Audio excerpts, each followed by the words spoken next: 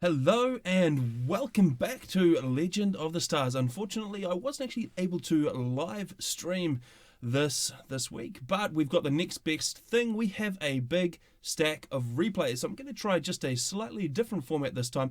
What I'm actually going to do is I'm going to run through every single replay of the tournament, give us a little bit more content, and I'm probably going to chop those up into individual videos on YouTube because I had a couple of people asking for individual games, making it easier to find. In any case, Legend of the Stars is what we're here to watch. It is the the third qualifying tournament leading up to the end of year pro tournament final, whatever you want to call it, Legend of the Stars, where we've got all of the greatest players of Forged Alliance Forever out and about. They are trying to get their spots, and we've still actually got a couple of big name players which haven't got their spots yet. So we'll be interested to see whether they can actually pick those up or whether they're going to go down in a blaze of, well, glory or not so much glory. Anyway, we have got Blackheart, we have got Blodir, we've got some people in here, Zlo I think as well, so this is going to be very, very interesting indeed. Alright, we're going to head straight into the action. We are going to zoom in and we're going to have a look at Goodlands, and this is going to be Nexus Reality and Blodir. So let me just fix up all of my volume settings right there, and we are ready to go. So let's head into the game and see who is going to come out on top in Goodlands and who's going to be that one step closer to securing their place in that final tournament. Alright, let's go.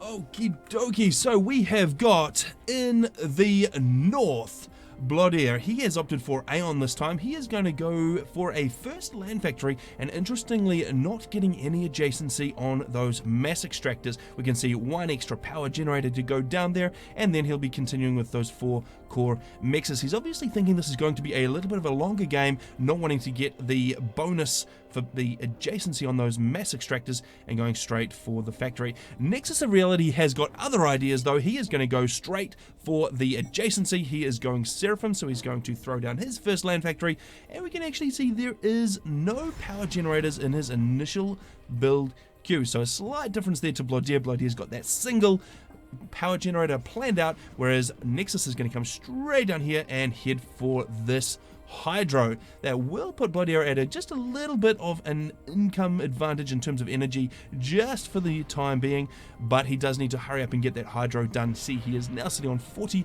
mass per tick. The problem there is that his AC is a little bit slower at capturing those mass extractors. So if we look at the scoreboard, we've got 3 mass per tick, just ticking over to 5 there for Blodir, and Nexus already up to 9. So a little bit more mass income there, just a trade-off there between the mass and energy that these guys are bringing in. Alright, Nexus is coming down. He's going to assist that hydro with his ACU now. He's got a second engineer as well, so that is a reasonable amount of build power. I'm thinking he should be getting that engineer to assist. How is the build range ring on that guy? It is just enough to make it work, so that will be triple build. Well, actually the ECU counts for 2 engineers at this point of the game, so equivalent to 4 engineers building that hydro. Blodir sitting on exactly the same, so slightly similar meta here from these two guys. And then we've got a whole swag of Tech 1 power generators going down, and those are going to be around an air factory. So both these guys looking to go second air, get a little bit of air power up and away, and probably a little bit of reconnaissance as well, just to see what the other guy is up to. Alright, we can see the expansion just starting to get underway now. We've got engineers coming out both sides from Nexus Reality. He's heading across here. He's going to grab one expansion, then go for these back mixes, which is interesting. These back mixes are a little bit harder to keep. They're very easy to raid. Any units getting in around the back, they can cause all sorts of problems. But in any case, he's going to prioritize those and maybe head his ACU out to that point there. Over on the right, we've got another single engineer, and he's absolutely hoping that there is no raid coming. He does have a little bit up the front, just a Selen, which has got a little bit more combat capability than the scouts do for the Aeon, so that will win in 1 versus 1 versus an Aeon scout, and it's got a little bit of radar to boot.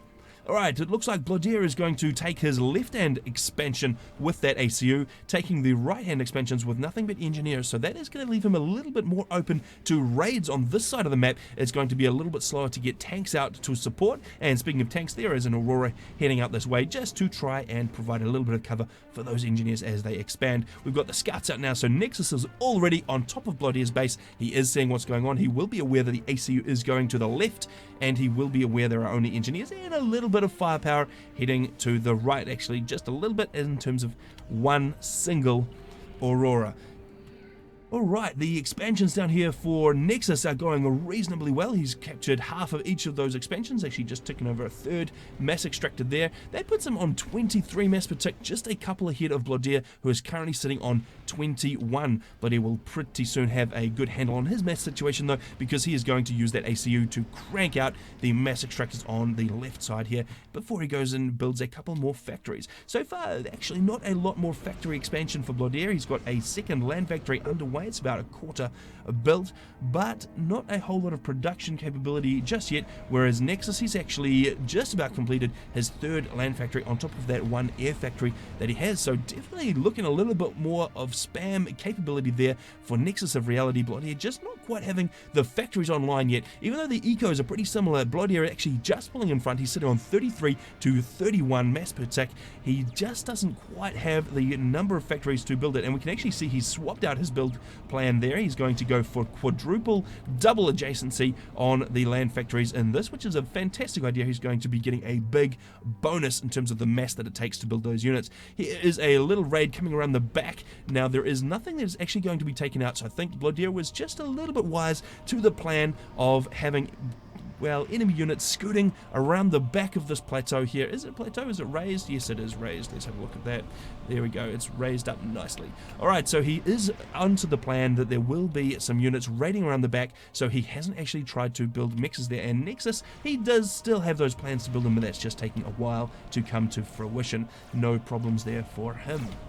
Right, we've got a little bit of an engagement here. A couple of Thams running into a couple of Auroras. Those Auroras, they are made of cardboard. They are going to die pretty quickly once they get in range. So Blodir is going to have to rely on his micro and kiting to have the extra range advantage to be able to take those Thams out. Unfortunately, he's not quite able to do that. He's taking quite a lot of fire. That second Aurora is just about dead, but right now we can see it is able to lay down fire onto that Tham without having anything coming back in retaliation. And it looks like Nexus has had enough of that. He is going to get out of there. He's going to back on up and disengage from Blodir on the right hand side. We've got an engineer out here on reclaim duty for Blodir, which is nice. He's on an attack move, so that means he does get the fantastic range off of the engineer to be able to reclaim. Unfortunately, that engineer is sitting in range of the attacking Thams, and Blodir not quite having enough to deal with it. He is going to have to bring his ACU forward. That means he does lose the last bit of build capacity he was using for that land factory, and the fourth and final factory there is going to have to be put down by an engineer now that his ACU is out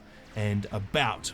Another lot of scouting here from Nexus. So Nexus actually all over the scouting game. He has got a pretty fantastic handle on how Blodir is progressing. Nexus also having a nice little clump of interceptors here. So he is able to project his force just a little bit. How many has Blodir got?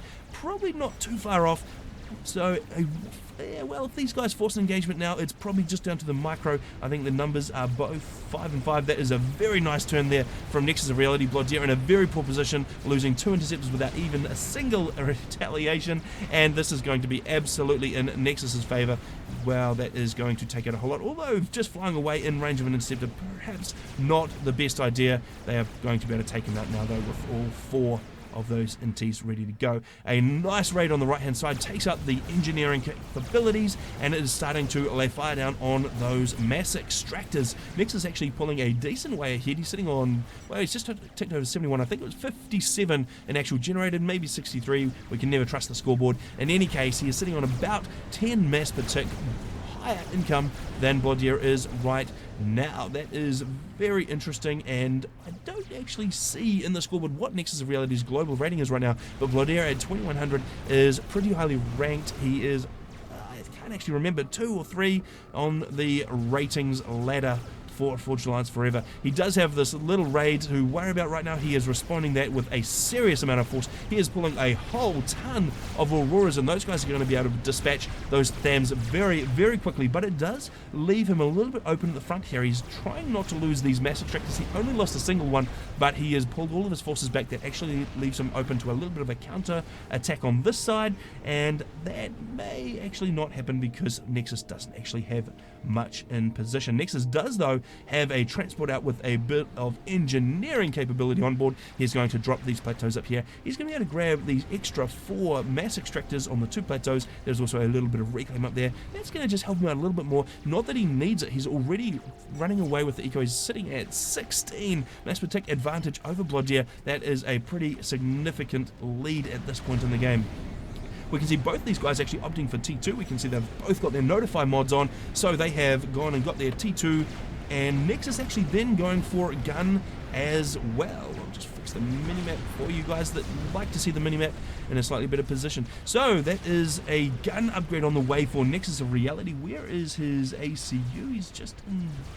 I can't see him. I am blind, and you're shouting at the screen telling me where he is, and he's right there. There we go. So he is on the front line. He has actually just finished that upgrade, so that is going to be extremely lethal when it comes to dishing out damage to these Auroras. The ACU is no longer going to be outranged by those Auroras. That is going to be a little bit of a problem on this left-hand side. Blodir actually being very, very aggressive. He's doing a nice push on the right-hand side as well, and Nexus is having to respond to that, but that's actually pulling the troops away from the center here. So Nexus is going to find himself without a lot of fire support in the middle, and that actually could potentially open up a little bit of a gap for Blodir to exploit, but Blodir is actually pulling away in the center. He's probably more worried about what is happening on the left-hand side here, because there is a ton of firepower coming his way. The Thams are all going to get a pretty good amount of damage done actually by this Tech 1 point defense. There is a Zooey in the mix though, so that Zooey is going to be able to lay down ranged fire, and that gunned ACU, he is not going to care one bit about that point defense. He's just going to walk on up through and take it out, so no contest there. So this is looking a little bit dangerous for Blodir. He has pulled all of his units back from the center. They are coming across to be able to reinforce this position.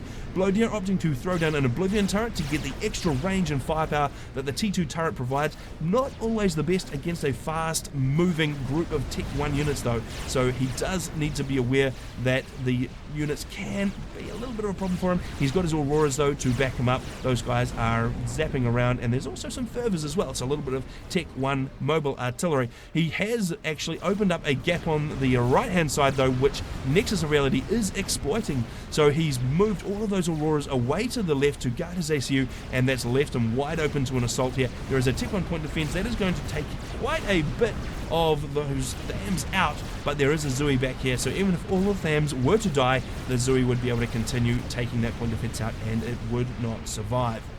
It does though buy just a little bit of time for Blodir to be able to bring some Auroras into the mix and make a little bit of a difference, so he's going to be able to push back on that. So that Tech 1 point defense, although it died, it did a lot of damage, and it bought him the time that he needed to get back into, to get reinforcements across to that side of the map. Alright, it looks like Nexus of Reality being very, very aggressive with his ACU. In fact, there's a tank launcher there. Has it got any kills on it? No, it hasn't. It's got one loaded in the chamber, but so far, nothing out of it. And the ACU here starting to overcharge. The Tech 2 point defense is sitting on 7,900 HP down into the yellow. He's actually taking a lot of damage here. This is a little bit dangerous here for Nexus of Reality, just dodging a little bit, managing to avoid the Oblivion turret fire. We just took a couple of shots there. He's still sitting down in the yellow, and there are T1 bombers coming overhead as well. So Blodir has managed to take a pretty good control of the skies right now, and that does give him the ability to fly a few T1 bombers. How many bombers has he got in the mix? It looks like 3. Yeah, I can see 3 Tech 1 bombers just trying to lay down a little bit of damage. They will slowly be able to whittle away the HP on the ACU, sitting at 5,200. So Nexus of Reality looking like he's run into a little bit of a wall here. He's tried to push through on Blodir's, well, Blodir's right, our left. He hasn't been able to make it stick. There are too many Oblivion turrets on. There was just too many units, and he's actually left a bit of a reclaim field. That is going to be all for Blodir to pick up. We can see there are probably some attack moves out of those factories already for engineers to come in and scoop up all of that mass. That has actually let Nexus create a little bit of a forward position here in the center, though. He's got a radar up. He will be aware of what Blodir has got going on in the center there. There's actually not a lot of force in here from Blodir, so a concerted effort right now from Nexus in the center, that could be a problem. And actually we can see tech missiles are away, so Blodir is starting to make use of that tech missile launcher. What are the targets? Is it the Tech 2 Max? Is it the factories? What is it? No, it is the mass extractor.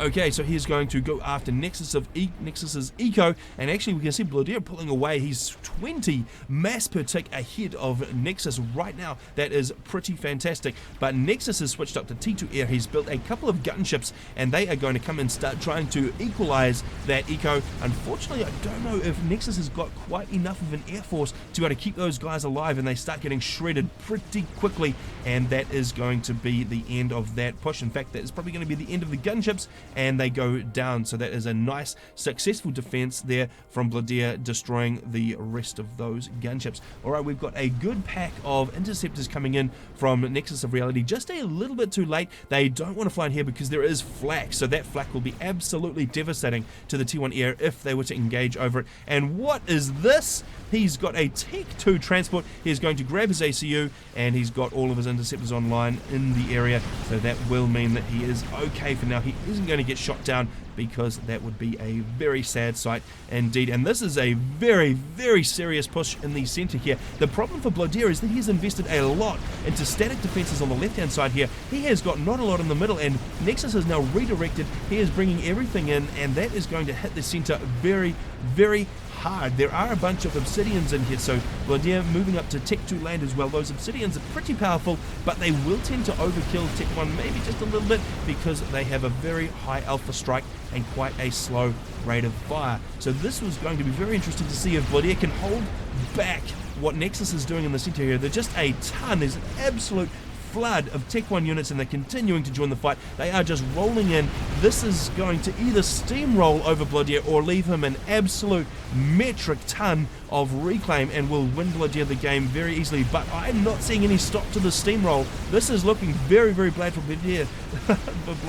These obsidians, they are backing up. They are, well, they don't have a lot of range on them. They are not got a lot of options. They are taking a huge amount of fire. There is not a lot of static defense in the center here. Most of the units are actually engineering, so that is no good at all for defense. And it looks like the single Oblivion turret in the middle here is going to get overrun pretty quickly. I don't see much of an opportunity here for Blodir to counter this attack.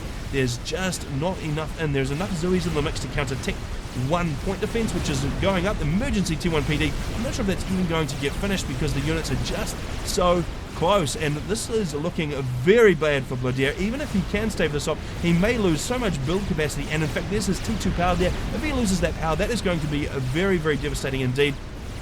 This is a big problem for Blodir. Even if he is able to somehow push Nexus back, there is no way he can get his build capacity, his economy back online.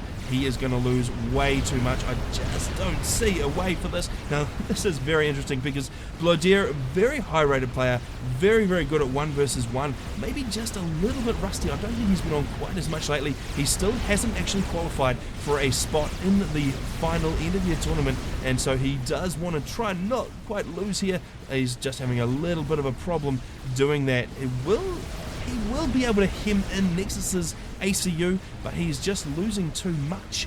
He's losing all of his base, he's losing all of his production capability. There are a few factories on the sides, but nothing much. Definitely nothing that can counter the massive, massive factory spam that Nexus of Reality has got going on here. This is absolutely ridiculous, and there's even a transport loading up with Zoes, so there will be a Zoe drop to boot, and Blodir control Ks. He knows that he is beaten. He doesn't have a way back out of this. So unfortunately for Blodir, he actually loses this. No good at all for our 2100 rated player.